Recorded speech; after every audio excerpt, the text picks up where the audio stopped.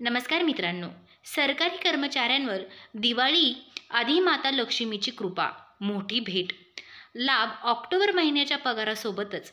तर आता मित्रांनो, व्हिडिओला सुरुवात करण्या अगोदर तुम्ही जर आपल्या चॅनलवर नवीन असाल, आत्ताच भेट देत असाल तर आपल्या चॅनलला सबस्क्राईब करा. तर चला मित्रांनो, घेऊया व्हिडिओला सुरुवात करून. किती टक्क्याने महागाई भत्ता वाढलेला आहे, तर या व्हिडिओमध्ये घेणार आहोत आपण जाणून. दिवाळीच्या आधी सरकारी कर्मचाऱ्यांवर माता लक्ष्मीची कृपा झाली आहे. सरकारने सरकारी कर्मचाऱ्यांना नुकतीच एक मोठी भेट दिली आहे.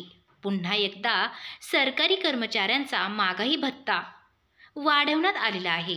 खरं तर अलीकडचे केंद्रातील मोदी सरकारने 7वा वेतन आयोग अंतर्गत कार्य करत असणाऱ्या सरकारी कर्मचाऱ्यांचा महागाई भत्ता 3% वाढवायचा निर्णय घेतलेला आहे. तर या निर्णयानंतर सरकारी कर्मचाऱ्यांचा महागाई भत्ता 58% झाला असून ती वाढ जुलै 2025 पासून लागू आहे. खरे तर याकडे 7व्या वेतन आयोगातील शेवटची महागाई भत्ता वाढ म्हणून नाही पाहिले जात आहे. दरम्यान आता केंद्रीय सेवेत कार्य करत असणाऱ्या 5व्या आणि 6व्या आयोगातील कर्मचाऱ्यांसाठी महत्त्वाची बातमी ही समोर आलेली आहे.